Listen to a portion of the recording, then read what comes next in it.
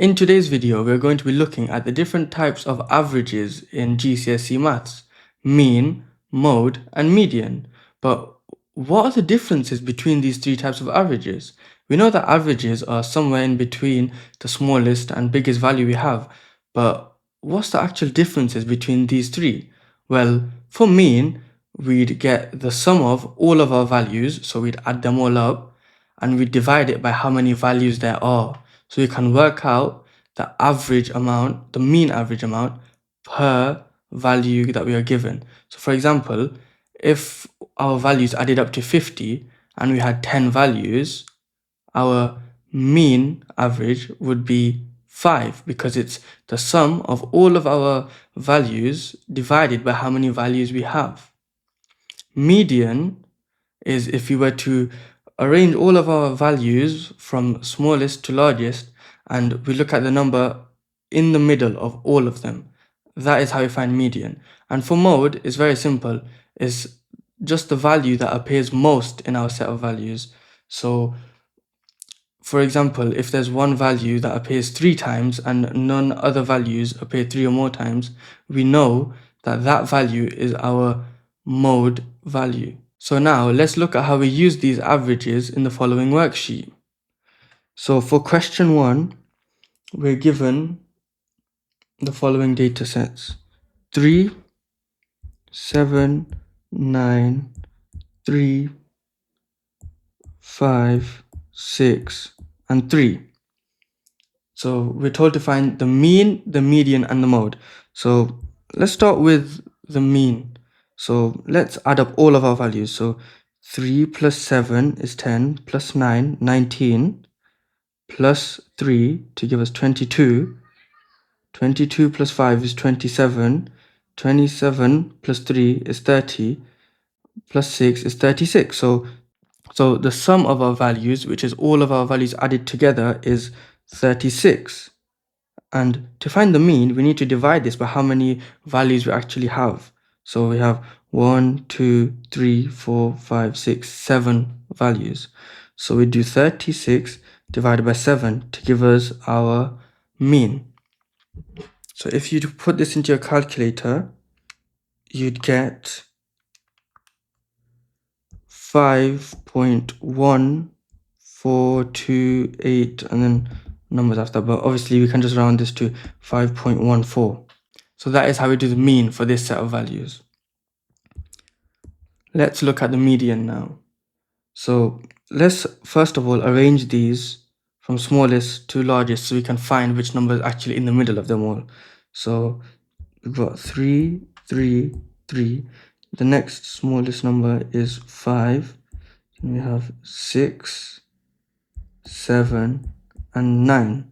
We've got 1, 2, 3, 4, 5, 6, 7 values. So we know that if we look at the number in the middle of all of them, it'll be our fourth value, which is 5. So the median for this set of data is 5. So now for mode, we'd look at which one of these values appears most. If we look at how we arrange them in median, because they're all next to each other, the values that are more than once, we can see that there's 3 threes and no other number appears that many times. So we can say that our mode value for this set of data is 3. Let's try doing the same thing again on question number 2. So I've written out the values we have here, and for question A, we're told to find the mean age. So what we do is we'd add up all of our values. So we do 14 plus 15 plus 14 plus 16 plus 17 plus 15 plus 15 plus 14 plus 16 plus 14. And the sum of all of our values is 150. And now, to find out the mean, we divide the sum of our values by how many values we have. So let's find out how many values we do have. 1, 2, 3, 4, 5, 6, 7, 8, 9, 10. We have 10 values. So if we divide 150 by 10, we'd get a mean of 15. So our mean value is 15 for this set of data. So for part B, we're told to find the median age of the students in the classroom. So to do this, we'll write all of our values from smallest to largest.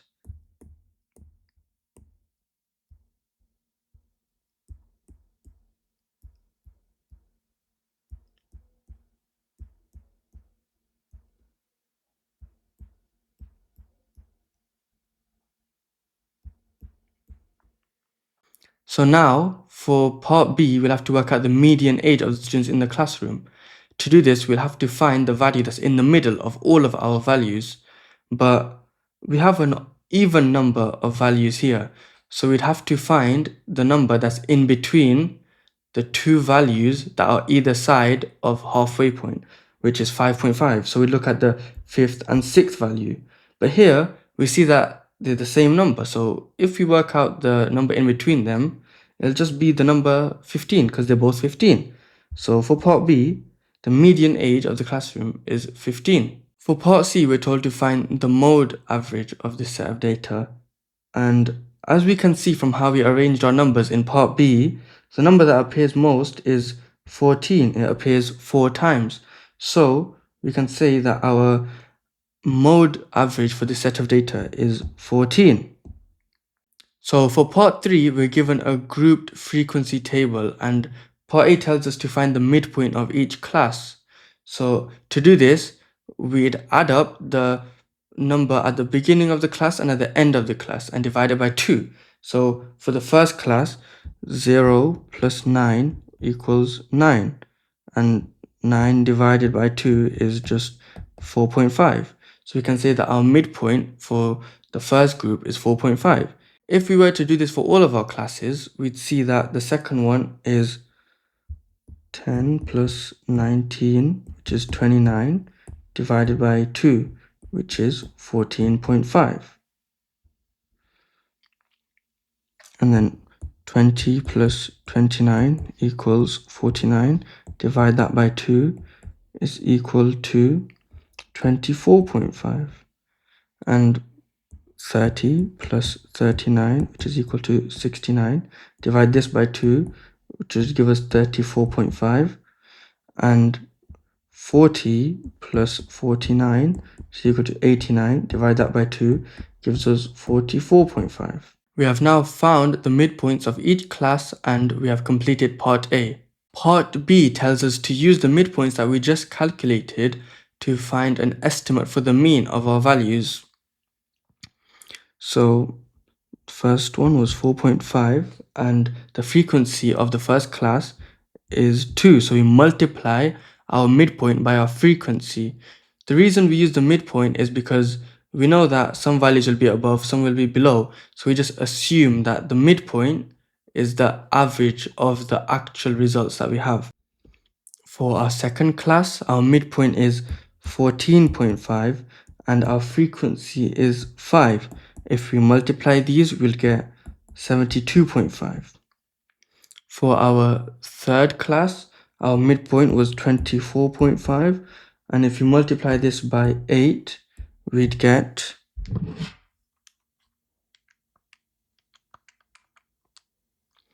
196. The midpoint of our fourth class was 34.5, and our frequency was 3. So if you multiply these, we'd get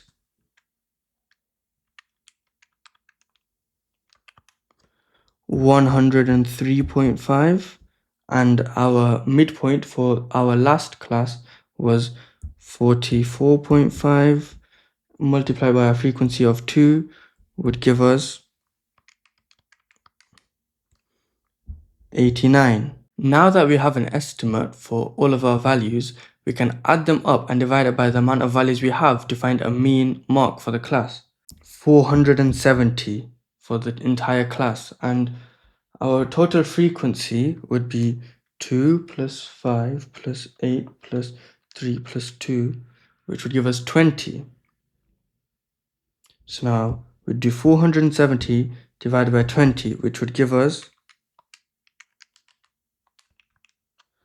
23.5, which is our estimate for the mean mark of the class. For part C, we're told to estimate the modal class, and in order to do this, we just need to find which class has the highest frequency.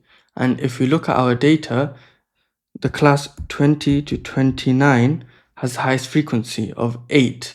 So we can say that this is our modal class. For part D, we're told to estimate the class containing the median. So our frequencies are 2, 5, 8, 3, and 2 as we go down the classes.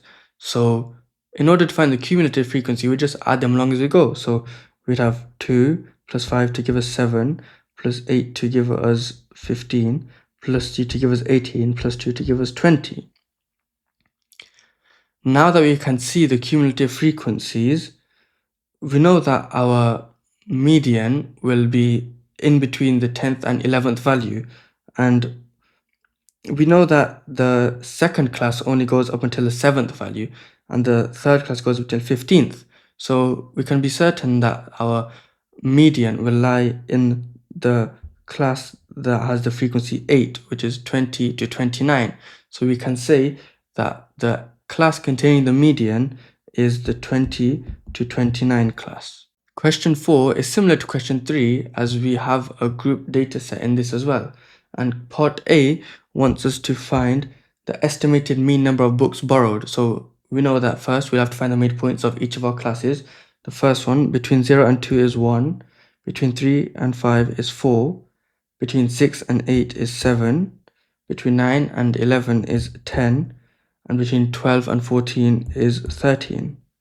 And now we multiply these by our frequencies. So the first one, multiplied by 2 to give us 2, 4 multiplied by 5 gives us 20, 7 multiplied by 9 gives us 63, 10 multiplied by 3 gives us 30, and 13 multiplied by 1 gives us 13. Now that we have these values, we can add them up and divide by how many total values we have to find the mean. So 2 plus 20 is 22, 22 plus 63 is 85, 85 plus 30 is 115, and 115 plus 13 is 128. Now that we have 128, we can divide this by the total frequencies we have. And if you add up our frequencies, 2 plus 5 is 7, 7 plus 9 is 16, 16 plus 3 is 19, plus 1 is 20. So we divide this by 20, which will give us our mean, which is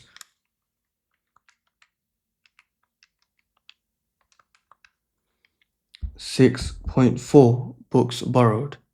Part B tells us to estimate the modal class, and by looking at our table, we can see that the class with the highest frequency is the 6 to 8 class with a frequency of 9. So we can say that this is our modal class. Part C tells us to find the class interval that the median is in. So again, if we write down all of our frequencies, 2, 5, 9, 3, and 1, and we write down the cumulative frequencies next to them, 2 plus 5 is 7, plus 9 is 16, plus 3 is 19, plus 1 is 20.